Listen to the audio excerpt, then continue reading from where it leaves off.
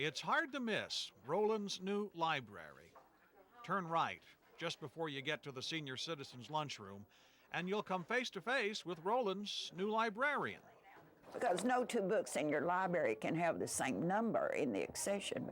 They all have their own private number. Surrounded by the 1930 set of Funkin' Wagnalls and enough medical texts to stock an ER, Mary Alice Gazzola is at the top of her game.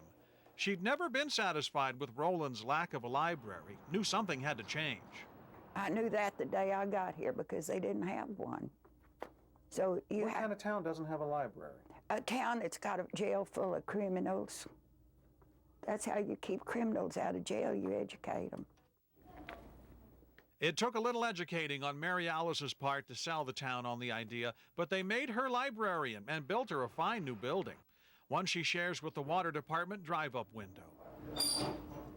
And Mary Alice has stocked her new space with over 12,000 donated books and magazines. 12,000. And they keep coming in. I'll contact anybody that wants to clean out a closet and get rid of their books. That's who I like to talk to. 2 Fort Smith doctors donated their medical libraries. Other folks brought in their National Geographics. No one throws away National Geographic. From No Room for Bears to Childbearing, if Mary Alice sets her sights on your books, there's a good chance she'll get them. You've got to be pretty persuasive to get 12,000 books, 7 computers, all these magazines donated to you. How do you do it? What's your sales pitch? Okay, what kind of work do you do? TV news. I don't have any TV books in my library, and I think it's a shame that somebody doesn't give me some because I can't buy them. And do you have any TV books at home? I do, in fact. Well, do you use them all the time? No, I don't. Well, I could use them all the time. I can see how people couldn't say no. You just keep asking questions. You'll take anything. I'll take anything. And I said if I got something that shocked my socks off, I might stick it in the desk until I take it under advisement.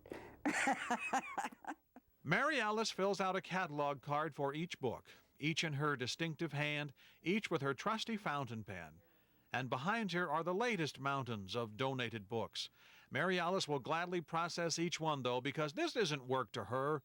Books have brought great joy to her life, escape and travel and fun and magic.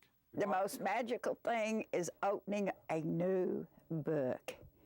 It's just like giving a Scotchman a sniff of Seagram 7. She gets no tax money to run this place, so Mary Alice is grateful for the help she occasionally gets from the prisoners at the Roland City Jail. If they can read and write, she lets them help in restocking books. But I have gotten a few in here that couldn't read and write, so I immediately let them vacuum the floor or something like that.